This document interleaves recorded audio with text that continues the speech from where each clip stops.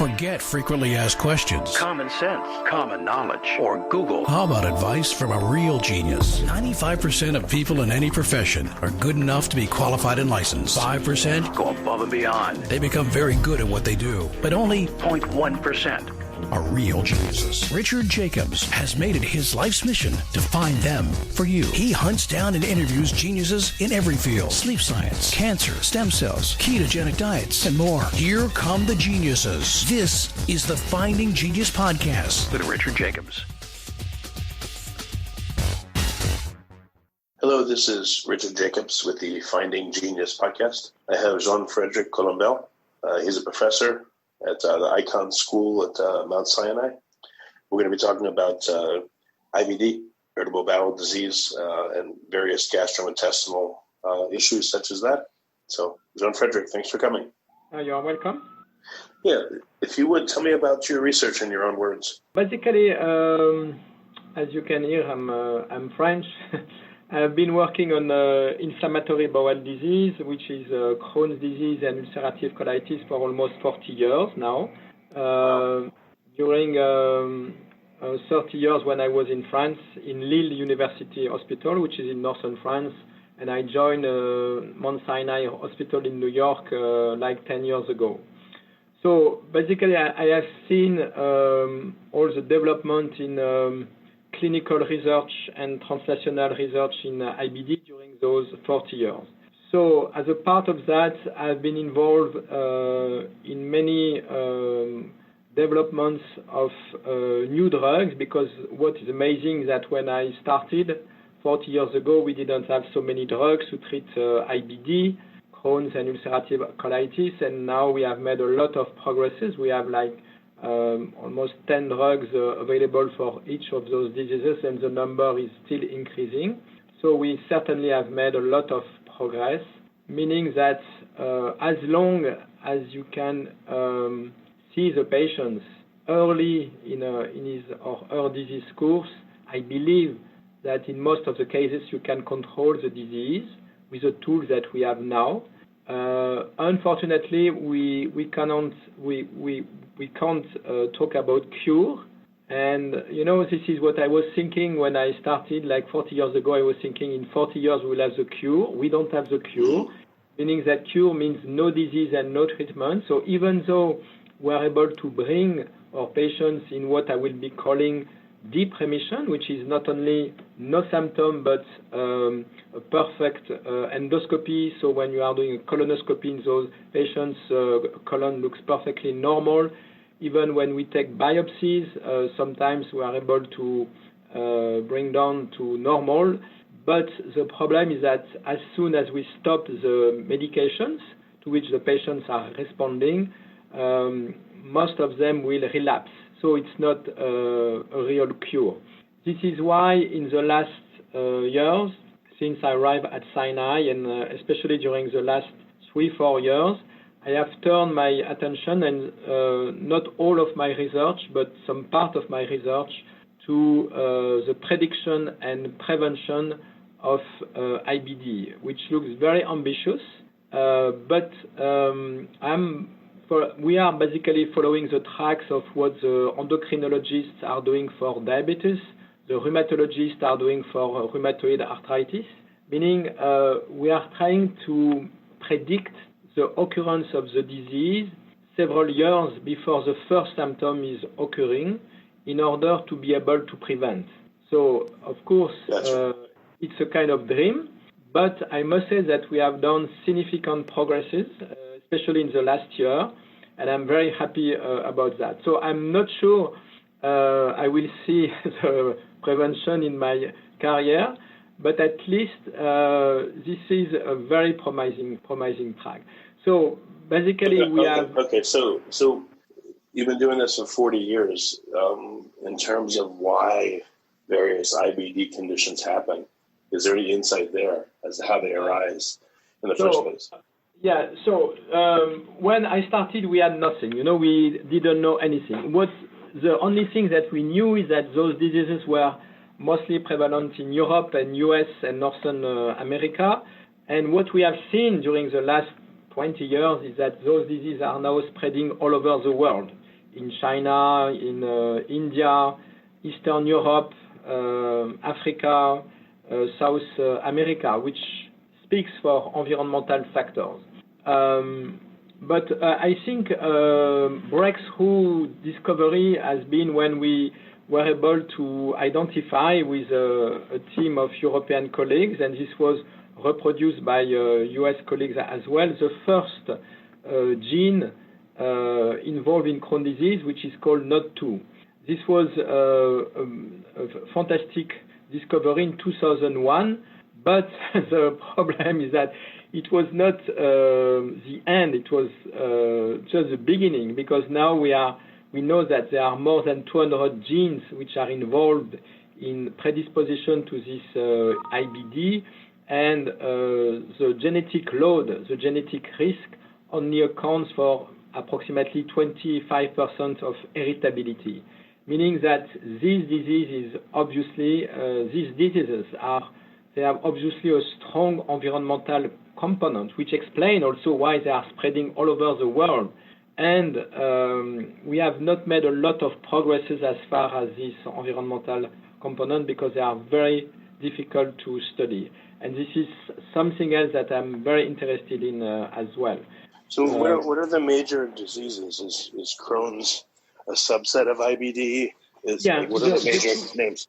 Yeah, the two diseases that I'm talking about, and I should have started with that, are Crohn's disease, which have been described by Beryl Crohn, who was a doctor in my institution in 1932 at Mount Sinai in New York, and ulcerative colitis.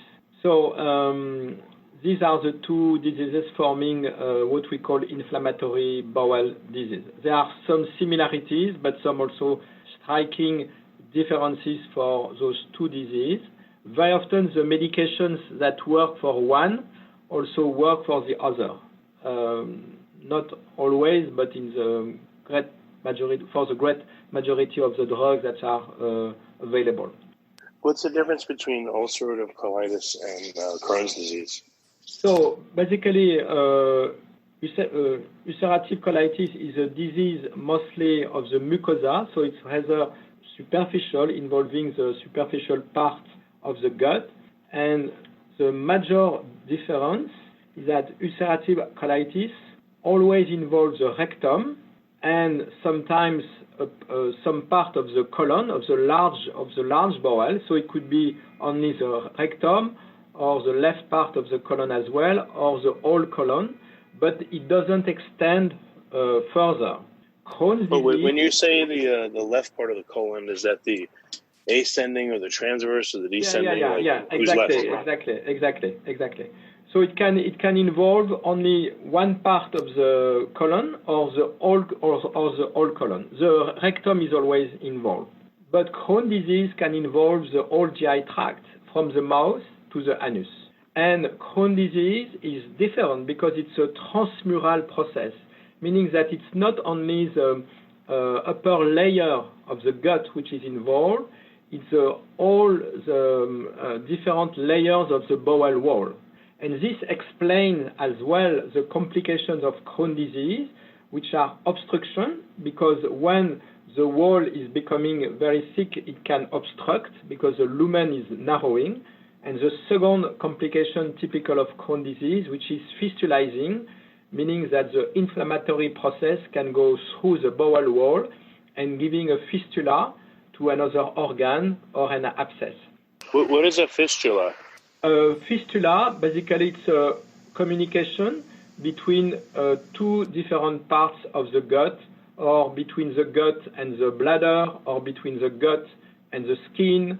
For instance, one of the most distressful fistula are the fistula involving the anus, the perianal area, because this is a communication between the rectum or the anus and the skin.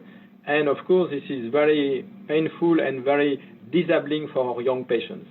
So is it a distension of the, you say it's a communication, but is it a distension of one wall where it pushes into another? Like, what does a fistula look like? No, it's like a track. It's like a track. There is basically abnormal communication between the rectum and the anus. It's a tract which is making the communication, between the lumen of the bowel and the skin. And sometimes you may have multiple tracts involving the perianal area, which is very tricky to treat and when those tracts are obstructed, you can form abscess because those tracts very often they are draining, meaning there are some pus, some material coming from the lumen and to the skin. But when the tract is obstructed from one or other reason, then the pus cannot go down, and it's leading to abscesses, which is also very painful for the patients. How does a fistula form? Does it start with a hernia, like a hole, and then it lays down a tract?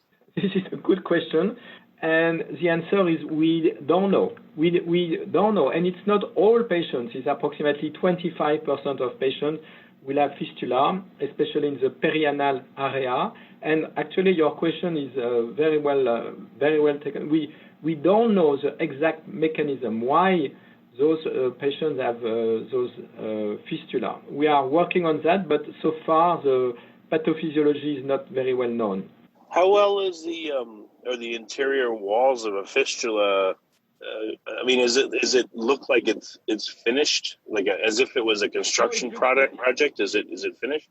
No, it looks like a hole. There is a hole.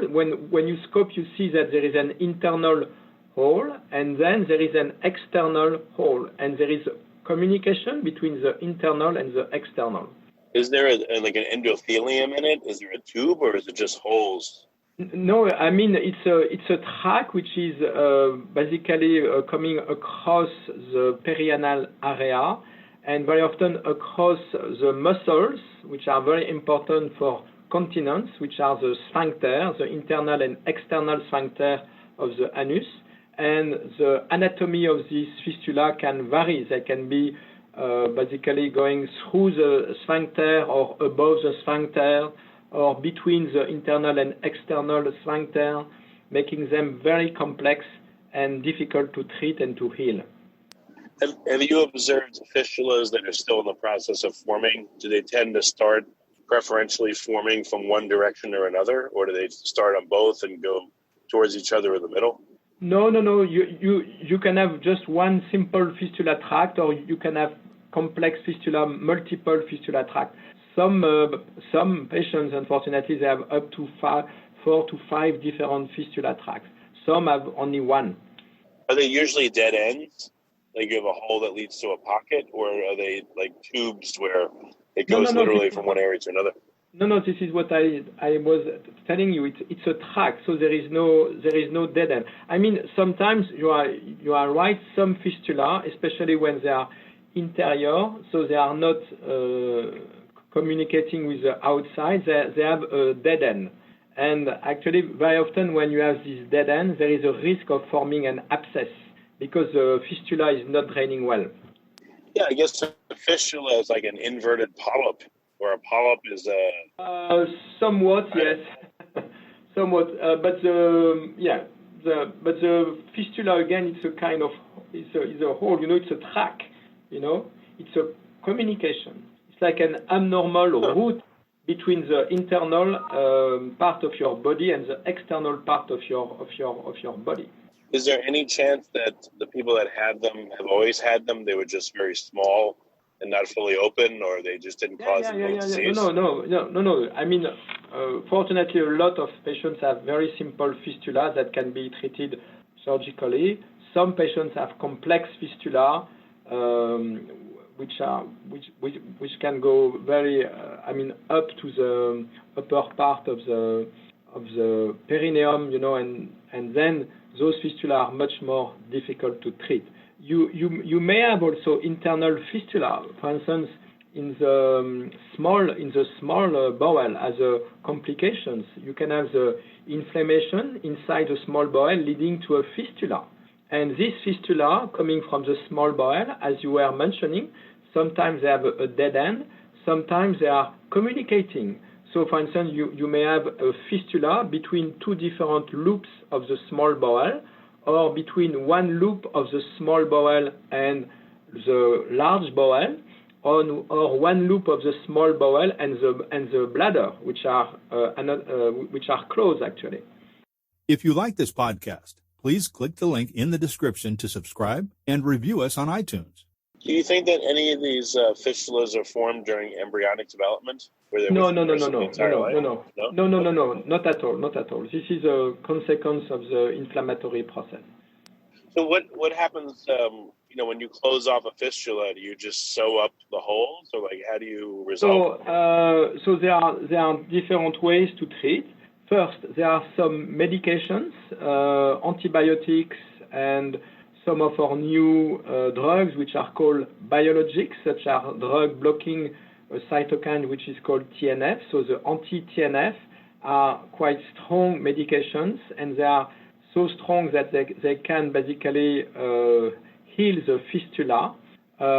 Something which is more novel, and I must say that this is certainly an area which is still an unmet need, but something which is more novel is that right now what we are studying, which is already approved in Europe, but we are studying in US, is to close the fistula by injecting fat stem cell within the fistula tract. Has anyone looked at the microbiome of the fistula? Yes, of course. What's noticed there? I was expecting this question, of course. So basically, when you are thinking about what's causing Crohn disease or ulcerative colitis, there are 4 different components. There is a genetic component, the environmental component, which is still, I must say, a black box. Then there is a microbiome, and then there is the immune system. We know that the microbiome is abnormal in patients with IBD, meaning that the microbiome is not as rich as in normal people. There are more pro-inflammatory bugs and less anti-inflammatory bugs. What is still a question is that is it primary? Is it a primary event? Meaning, is this what we call this dysbiosis, this disequilibrium of the microbiome, something which is primary, basically causing the disease, or is it just a mere consequence of the disease? We still don't know, but there is a huge interest in trying to manipulate the microbiome as part of our treatment. When we are talking about the fistula, we don't really know. There are very few studies which have looked at the microbiome of the fistula, almost none actually. Oh, okay. I think it would be important to look at right near the hole, in the middle of it. Yeah. I agree with you. Interesting. So what's the consequence of having a fistula? What can it do to aggravate your condition? What happens? I mean, imagine that you have a fistula in your perineum, close to your anus, okay? So meaning that there is pus draining like every day, so with soiling and so on. It's causing pain. If you have an abscess, you have acute pain in your butt, so it's very painful.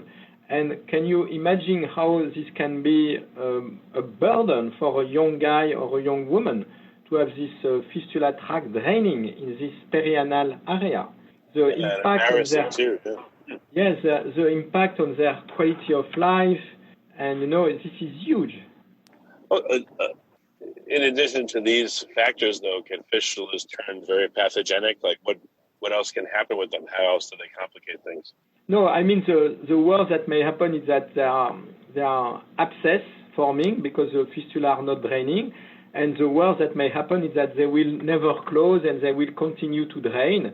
So very often we are putting, and this is done by the surgeons, a small drain within the fistula so that the pus actually could drain to avoid the formation of an abscess. But the price to pay is that, of course, it will drain, so you will have pus coming basically every day, So this is very tough again.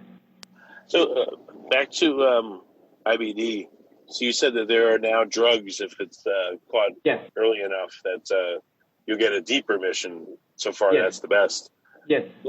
Where do you think the extra understanding is going to come from? Is it going to be figuring out how it arises in the first place, or is it in the microbiome? Like there's several avenues, I guess, of research. This is a very good question. So we have now a lot of drugs. So the first point that I really want to make is that the most important is to use these drugs and at the right time. What I'm seeing, especially in US, is that very often there is a long delay between first symptoms and diagnosis. Because, you know, when you are a young guy or young woman, you have abdominal pain, diarrhea, very often you don't think about IBD. And to make an early diagnosis and to intervene early, this is key, because if you are using these medications early on, their efficacy is much stronger, first. Second, we have a list of different drugs that are basically mostly working on the immune system, because we didn't talk about that, but actually the most important part, the part that we know the best in IBD, is that the mucosal immune system is disturbed. So there are a lot of inflammatory components which are made in excess in the gut, and basically all the drugs that we have now are shutting down the production of these inflammatory components. But unfortunately, what we are seeing is that we are plateauing, meaning that with the best drugs that we have available, maybe we can bring in remission after 1 year, let's say 50% of patients. So there is still a big gap. So the main problem that we have is that we don't understand, and this is absolutely striking, why some patients are responding to one drug and some patients are not responding at all. So I believe in the future, huge progresses could come from the identification of biomarkers, which could be in the blood or which could come from the gut, you know, when we are taking biopsies. And you will have a biomarker in your blood, like in cancer, actually, where you could say to one patient, because you have this biomarker in your blood, this is the drug that I need to give you, because I know that it will work very well. And then we can break the ceiling, you know, instead of having 50% of remission, going up to 70, 80%.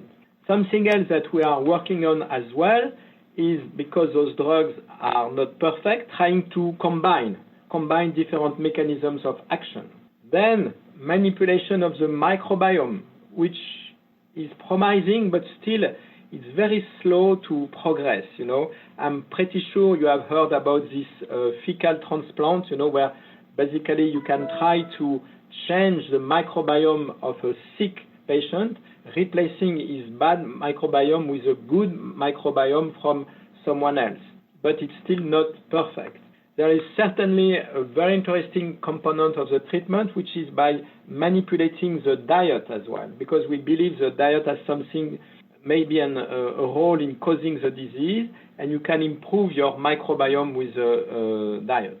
And then there are a lot of different aspects of the care of those patients. You know, there is a psychological burden. You know, this is huge for those young guys, to very often young people to be involved, to have this disease, you know, when they are building their life, when they are working, starting to work, building the family and so on. So the psychological burden is huge. This is why, for instance, at Sinai, we are really trying to provide a holistic care where we are not only treating the gut of the patient, but we are treating the patient, the human being. So trying to help them with psychologists, with dietitians, on the top of doctors, meaning of doctors and including surgeons. Yeah, it makes sense. Has there been any correlation found? Diet, eaten, age, ethnicity, genetic markers, etc., that correlate with a higher likelihood of Crohn's or ulcerative colitis? So the first thing to know is that those diseases are mostly disease of the young. You know, the median age to get Crohn's disease is approximately 25, and 35 for ulcerative colitis. There is certainly a genetic predisposition, and some ethnicities are more predisposed to get the disease. For instance, Jewish people are more prone to develop the disease because their genetic risk is higher. But still, there is a black box, which is what are the environmental factors which are triggering the disease. And I must say, I have been in this field for 40 years, and we have not made a lot of progress. What do we know? We know strikingly smoking, for instance, is a risk factor for Crohn disease, but believe it or not, is a protective factor for ulcerative colitis. So meaning that if you are a heavy smoker and you stop smoking, then you have an increased risk to get ulcerative colitis. This is not to say that you shouldn't stop smoking, because your risk of other diseases is much higher if you continue to smoke. But still, this is striking. And then we believe that most likely there is something wrong in the early life events, meaning exposure to antibiotics, maybe some infections, I don't know, maybe exposure to some pollutants. We believe that the environmental factors are most likely very important in the childhood. And there are amazing studies, for instance, in immigrants, showing that immigrants, for instance, we did a study with our friends from Denmark.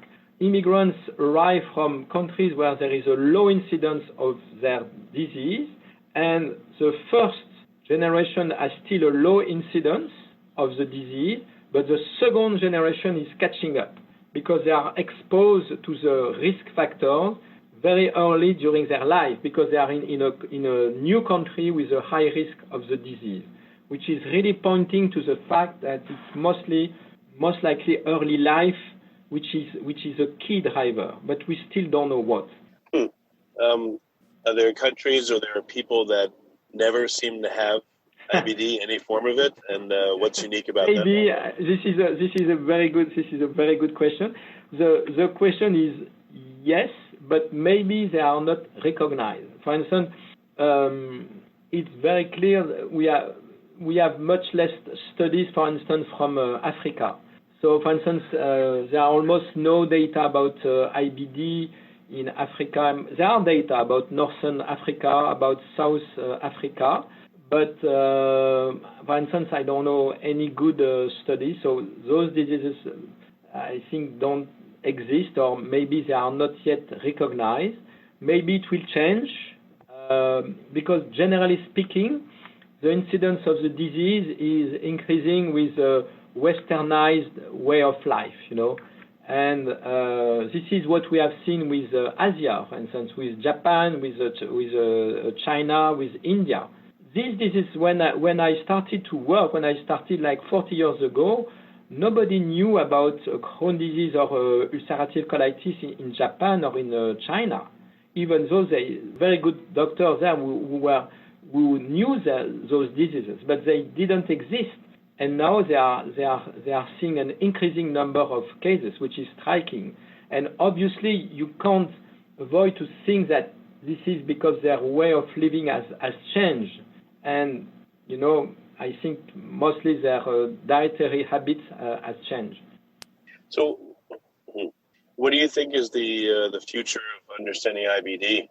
So this is what I was telling you at the beginning. I think this is why I'm deeply involved in that research, and I've built a consortium, international group to work on that.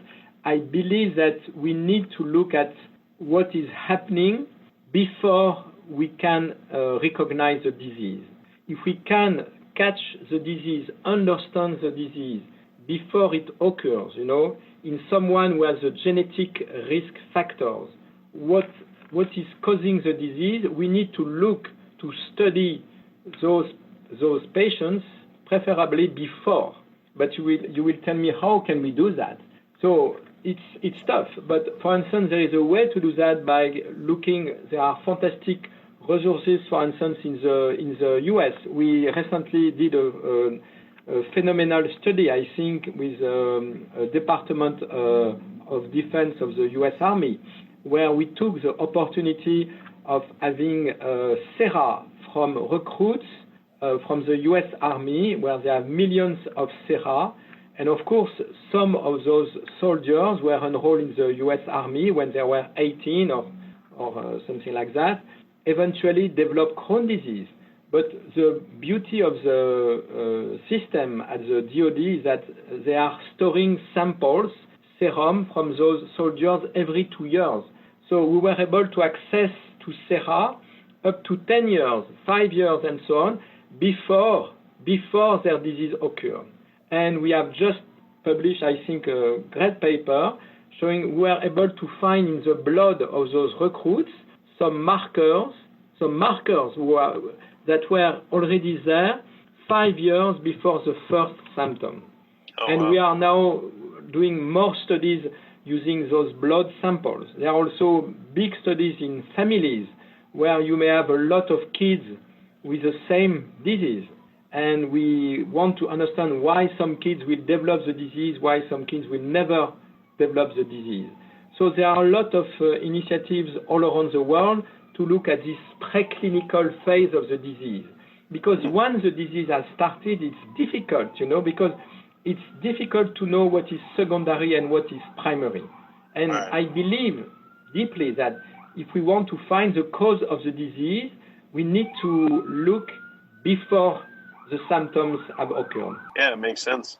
But it's not an easy task, But I was in a joke. It's been a pain in your ass for 40 years, right?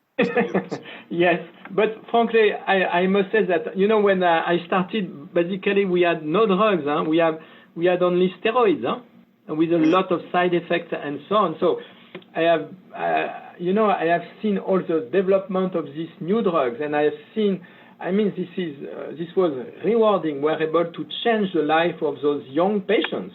Yeah. So I have a huge message of optimism. We are doing better and better. We have better drugs every day. We have good drugs, either intravenous, subcutaneous, and new oral drugs. The point is that the quality of care matters. It's key for a young patient to be diagnosed as soon as possible and to have access to the best care, because his or his life can be changed. And what I'm seeing, and this is killing me sometimes, I'm seeing patients who have been, obviously they had Crohn disease for 4-5 years, and they arrive in our emergency department with obstruction, complications, those fistulas that we were talking about, and the disease has progressed because those diseases are progressing. It's the same for all these immune-mediated diseases. If you discuss with rheumatologists, if you catch rheumatoid arthritis at the beginning, you will control the disease. Of course, there is a price to pay. You will be on medication, but you will never see anymore those patients that I remember very well in my childhood. Those old ladies with their bones completely deformed by the disease. This doesn't exist anymore. Yeah. This doesn't exist anymore. Well, it's a good thing that you're doing. What's the best way for people to find out more about your work? How can they get in touch? I think the best way we have a website of the IBD Center. And of course, I have published a lot of papers, almost 900 now, almost all related to IBD. But there is a website for the IBD Center, which is Leonard Emsley Trust and Suzanne and Leonard Feinstein IBD Center. So it's an IBD Center at Icahn School of Medicine. And we have a website, and people can look at that. There are also, I must say that there is a fantastic role played by Patients Association, especially in US. There is a CCFA, which is a Crohn's and colitis association, which is playing a fantastic role for counseling patients, supporting research. And this is very important. This is a very important point as well, because very often it's absolutely key to have access to good data, reliable data on the web. And there are a lot of websites which are wrong, people saying, I know what's causing Crohn disease, you should do Y or Z, you should take this diet, or, blah, blah, blah, something which is based on nothing. So it's key to have access to good websites such as the one of the CCFA. Yeah, well, very good. Jean-Frederic, thank you for coming, and thank you for your decades of work on these diseases that affect a lot of people. So I appreciate you coming on the podcast. Thank you so much. If you like this podcast, please click the link in the description to subscribe and review us on iTunes. You've been listening to the Finding Genius podcast with Richard Jacobs. If you like what you hear, be sure to review and subscribe to the Finding Genius podcast on iTunes or wherever you listen to podcasts. And want to be smarter than everybody else? Become a premium member at findinggeniuspodcast.com. This podcast is for information only. No advice of any kind is being given. Any action you take or don't take as a result of listening is your sole responsibility. Consult professionals when advice is needed.